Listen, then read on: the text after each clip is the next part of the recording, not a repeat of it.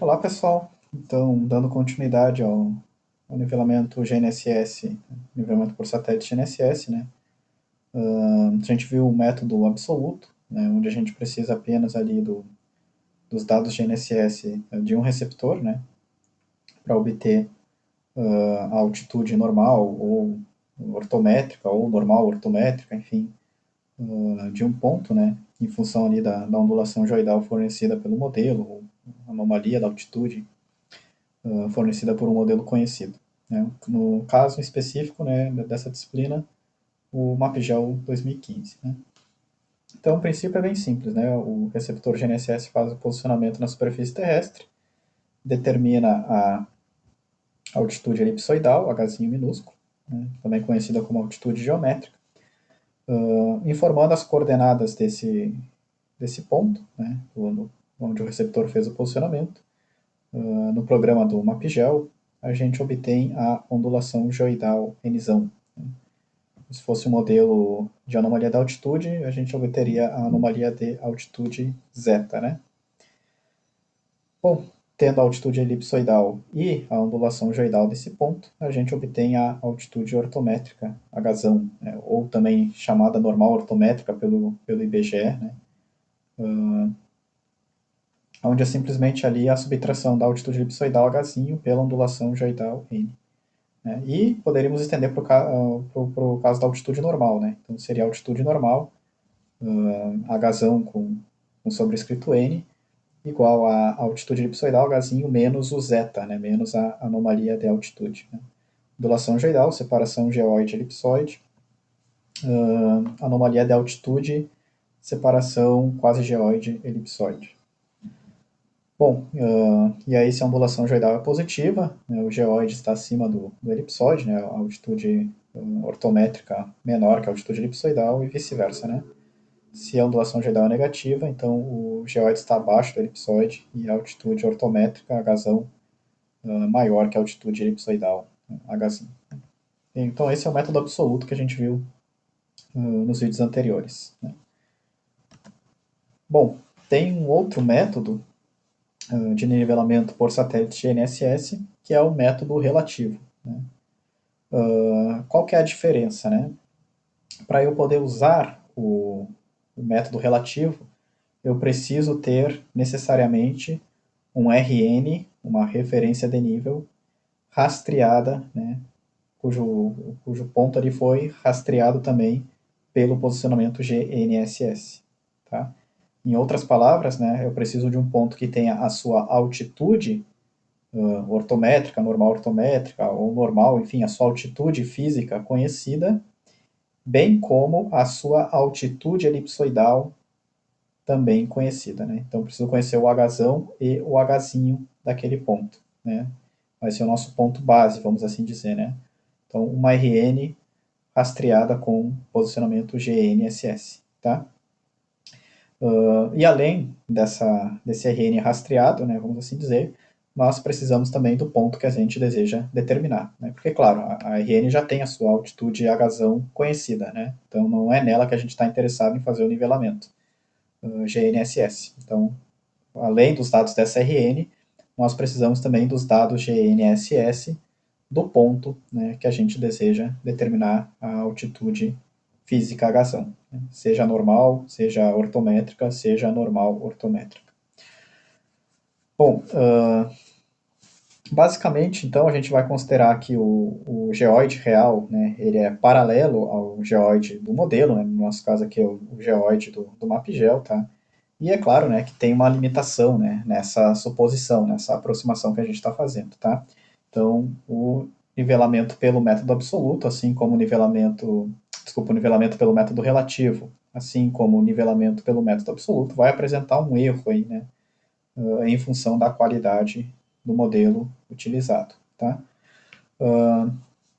Isso a gente vai ver em mais detalhes, né, numa animação do PowerPoint, que fica mais fácil de entender. Mas em suma, né, então como é que funciona o nivelamento por satélite GNSS no método relativo? Tem detalhes no livro da nossa disciplina, né, o livro digital dela, mas basicamente a altitude física, né, vamos assim supor a altitude normal, tá? Para fins de simplificação, mas, a altitude ortométrica, aliás, para fins de simplificação.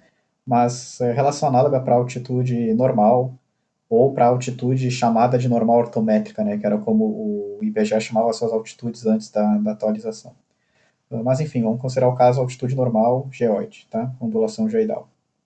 Então a altitude ortométrica, né, do ponto que a gente deseja determinar vale a altitude elipsoidal desse ponto, determinada pelo GNSS, mais a altitude ortométrica conhecida, né, do meu RN, da minha referência de nível, então a sua altitude oficial, menos a altitude elipsoidal desse RN, também determinada pelo GNSS, né, menos a ondulação geoidal desse ponto, né, que eu quero determinar, obtida pelo meu modelo, por exemplo, pelo MapGel, mais a ondulação geoidal do RN conhecido, né, também obtida pelo mesmo modelo, pelo MapGel. Tá? Aqui é muito importante, ó, pessoal. A gente tem a altitude do ponto, né, do nosso RN, né, a altitude ortométrica, por exemplo, e temos a altitude elipsoidal. Né?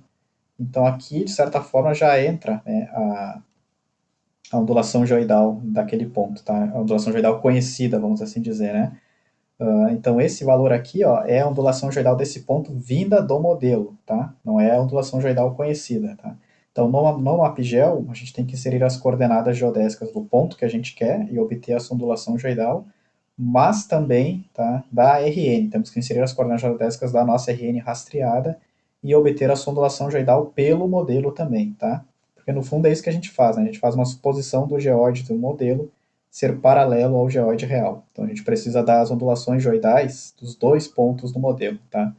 Do nosso ponto base, do nosso RN rastreado e do nosso ponto que a gente deseja determinar, né? Do nosso ponto que a gente só tem a altitude elipsoidal pelo GNSS e queremos então determinar a sua altitude ortométrica pelo nivelamento por satélites GNSS, tá? E bom, e assim como no caso do método absoluto, né, nós temos ali como obter então o desvio padrão dessa altitude ortométrica calculada, né, pelo nivelamento por satélites relativo, né, método relativo. Vale essa expressão, né, basicamente vai depender do desvio padrão da altitude elipsoidal daquele ponto, né, fornecida pelo GNSS, do desvio padrão da altitude elipsoidal do RN, né, também fornecida pelo posicionamento GNSS naquele RN, da altitude, né, do desvio padrão da altitude ortométrica do RN, né, então vem, por exemplo, ali da monografia do SGB, né, vinda do nivelamento geométrico, né, o ajustamento à rede altimétrica, etc. E da precisão do modelo no método relativo, né, e aí isso vai depender do modelo utilizado, né. Então, lembrando, né, no método absoluto, a precisão do MapGel é da ordem de 17 centímetros, 170 milímetros. No método relativo, né, então tem um artigo na Revista Brasileira de Cartografia, né, e tem também um artigo nosso do pessoal do IFSC, né, que foi publicado numa das edições do Singel, né, o simpósio que tem lá no Recife, que eles chegam em valores muito próximos, né, para o modelo, para a qualidade do MapGel 2015 no método relativo. E essa precisão é da ordem de 2 milímetros por quilômetro, tá? 2 ppm. Então, claro, né, pessoal, quanto mais próximos estão os pontos, né, melhor vai ficar a qualidade do modelo no método relativo, né? Porque mais essa suposição que o nosso geóide do MapGel é paralelo ao geóide real é obedecida, né? Então, essa suposição nossa vai começar a ser problemática conforme a gente se afasta, né? Conforme a distância aumenta, tá? Então, no método relativo, né, a qualidade da altitude transformada, ela depende da distância entre o RN, né, e o ponto que eu quero. Né? Quanto mais longe, pior é a qualidade dessa transformação, né? Porque, em geral, né, maior vai ser a distância entre a realidade e a nossa suposição de geóide real e geóide MapGel paralelos. Tá? Então, enfim, por causa do MapGel 2015, né, então essa precisão relativa do modelo é da ordem de 2 ppm, né, então 2 milímetros por quilômetro. Tá? Então basta a gente entrar com a distância aqui entre o RN e o ponto que a gente quer nivelar, né, e a gente obtém ali então a precisão relativa do modelo. Bom, vamos ver então esses conceitos de uma forma mais didática, né, com uma animação. Então vamos supor que a gente tem ali inicialmente a nossa superfície topográfica, né? E aí, beleza, nós temos ali um ponto, né, que a gente deseja fazer o nivelamento por satélites, né? Então, por exemplo, ali materializado com um marco de concreto, né, o nosso ponto A. Bom, a gente tem o geóide real, né, que a gente não conhece, né, passando ali embaixo da superfície topográfica, né, e temos o geóide do MapGeol, né, que vai ser fornecido para o MapGeol. Né? Então, entrando com as coordenadas geodésicas desse ponto, a gente vai ter aqui, né, um determinado valor de ondulação geoidal. Né? Vamos ter aqui uma posição para o nosso geóide do MapGeol naquele ponto. Né? Essa diferença entre o geóide real e o geóide do MapGeol é o que a gente chama de erro absoluto do modelo, né, do MapGeol. E, claro, né, esse erro absoluto depende da minha localização. Ele não é igual para todos os pontos. Né? Se a gente for olhar aqui, né, então nosso geóide real e nosso geóide do MapGeol, né, eles têm ali diferentes afastamentos, né, para diferentes pontos aqui ao longo da superfície terrestre. Né? Então esse é o erro absoluto do MapGeol no ponto A. Tá? Para o Brasil todo, né, se a gente for trabalhar com um número mágico para todo o território nacional, né, segundo o IBGE, né, esse erro é da ordem de 17 centímetros. Tá? Com 68% de probabilidade, né? Intervalo de confiança aí deu mais ou menos um sigma, né? Bom, agora vamos supor que a gente tenha um segundo ponto, né? Um segundo marco de concreto B, né? E aí a gente consegue trabalhar com o modelo no modo relativo, né? O nivelamento por satélites no método relativo.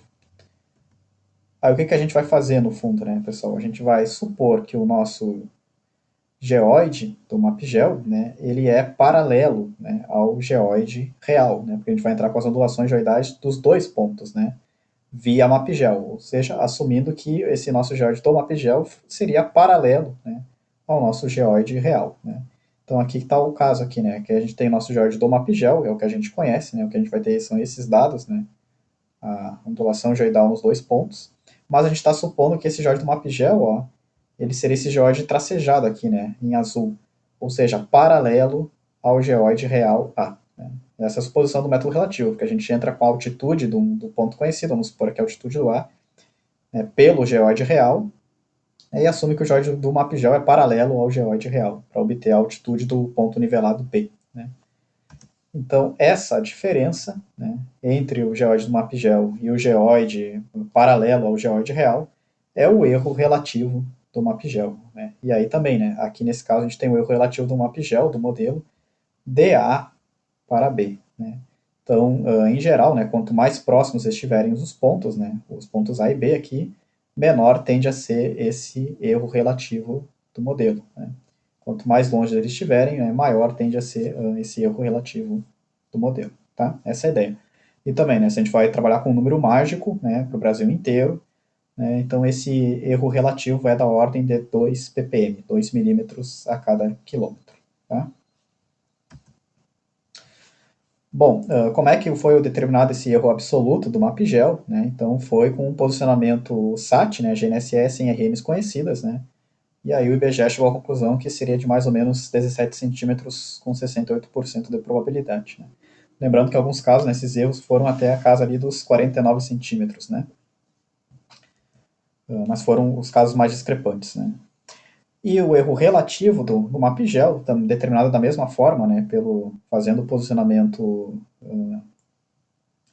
comparando, né, as soluções pelo MapGeol com as soluções obtidas pelo nivelamento SAT-RN, né, em pares de RN conhecidas, mais ou menos 2 milímetros por quilômetro. Né, também com 68% de probabilidade e também com uma alta variação. Né, em algumas regiões do Brasil, né, fica melhor do que isso, em outras regiões pode ficar bem pior do que isso. Né, mas enfim, nosso número mágico de referência aqui. Tá? Bom, se a gente for comparar, né, 2 milímetros por quilômetro com os 17 centímetros, né, os 170 milímetros, né, a gente vai chegar à conclusão que para distâncias de até 85 quilômetros, né, o método relativo tenderia a fornecer melhores precisões do que o absoluto. Né. Mas, claro, isso também vai depender das precisões da altitude ortométrica, né, e da altitude elipsoidal do RN, porque eles entram na conta do relativo, né? Eles não entram na conta do absoluto. No absoluto não tem RN rastreado. Então, a precisão do ponto nivelado pelo método absoluto depende apenas da precisão do GNSS naquele ponto e da precisão do MapGel, né, do modelo, na forma absoluta.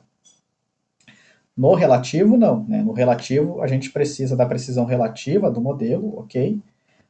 Precisamos da precisão do GNSS no ponto rastreado, ok? Só que a gente também vai entrar com a altitude, né, com as duas altitudes, né, do nosso RN rastreado, tanto a elipsoidal quanto a ortométrica.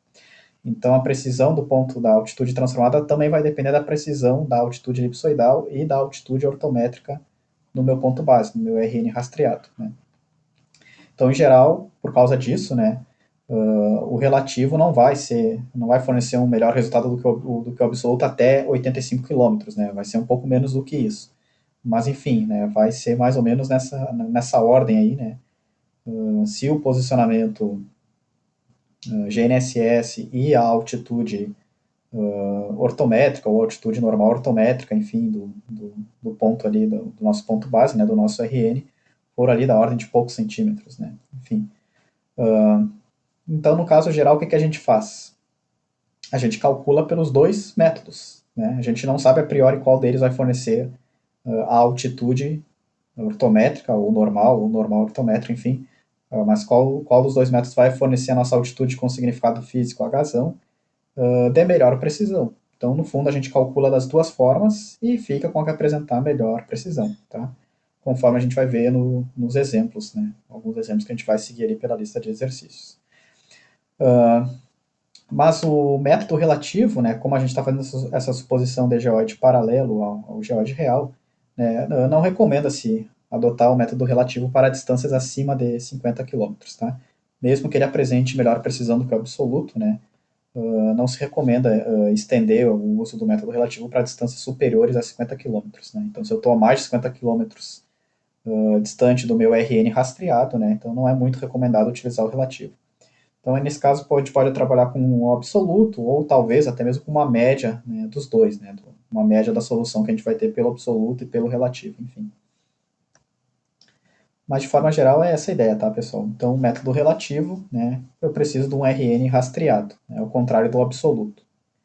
Né, então, eu tenho essa desvantagem, né?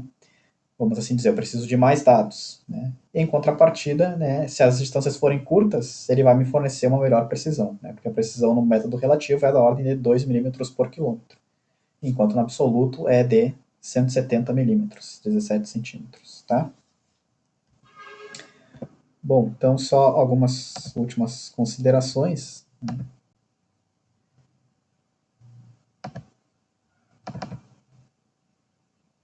Essa parte introdutória da revisão teórica, né? Bom, no método absoluto, atualmente, com o MapGel 2015, né, a gente assume que a altitude convertida do ponto nivelado ela é do tipo ortométrica, né, ou normal ortométrica razão. Por quê? Porque o MapGel 2015 nos fornece a ondulação geoidal, Venizão. Já no método relativo, né, se a altitude do meu RN for do tipo normal, né, já for o valor de altitude atualizada, né, então Hzão maiúsculo N sobrescrito, aí a gente assume que a altitude convertida do meu ponto nivelado será também do tipo normal. Porque a gente vai entrar com o nosso ponto base com altitude normal, né? Não altitude ortométrica ou normal ortométrica. Então a gente assume que a altitude do nosso ponto transformado, ali, né, do nosso ponto nivelado, também será do tipo normal, né? Assim como é a altitude conhecida do RN. Tá? Mesmo que o MapGel 2015, né, ele nos forneça a ondulação geoidal ao invés da anomalia de altitude, né, zeta. Então aqui é uma limitação que a gente tem, né? Enquanto não for atualizado o MapGel, a gente vai obter ondulações geoidais. Né? Porém, as monografias do SGB, né, nos fornecem as altitudes normais. Né? Então, como a gente não tem as anomalias de altitude, mas temos as altitudes normais, né? Então a gente assume que quando a gente utilizar o método relativo, a gente vai estar obtendo ali altitudes normais. Embora, né, a gente esteja trabalhando com ondulações geoidais ao invés de anomalias de altitude. Tá? é uma limitação, né? Enquanto uma nova versão do MapGeol não for atualizada, se a gente fosse ser rigorosamente teóricos aqui, enfim, a gente simplesmente não usaria o método relativo, né? Até o IBGE fornecer a atualização. E também não iria usar o absoluto para obter altitudes normais, né? Ou seja, a gente só poderia obter altitudes vinculadas ao STB por nivelamento geométrico, né? Partindo de RNs com altitude normal, né? Então, enfim. E a outra questão é essa que eu já havia comentado, né? Para o método relativo, para distâncias acima de 50 quilômetros, né? A gente tem que tomar cuidado ali, né? Ou usa o absoluto mesmo que apresente pior precisão, ou usa talvez uma solução combinada, uma solução média, né? Dos dois métodos, né? Mas tentar evitar usar apenas o relativo para esse tipo de distância, porque a gente já está com uma distância muito longa aí, né? Em relação à nossa suposição de geóides paralelos, tá? De forma geral, né, são essas as principais considerações aí no nivelamento GNSS método relativo. Né? Então, vamos ver exemplos, né, seguindo a lista de exercícios para fixar melhor esse conteúdo.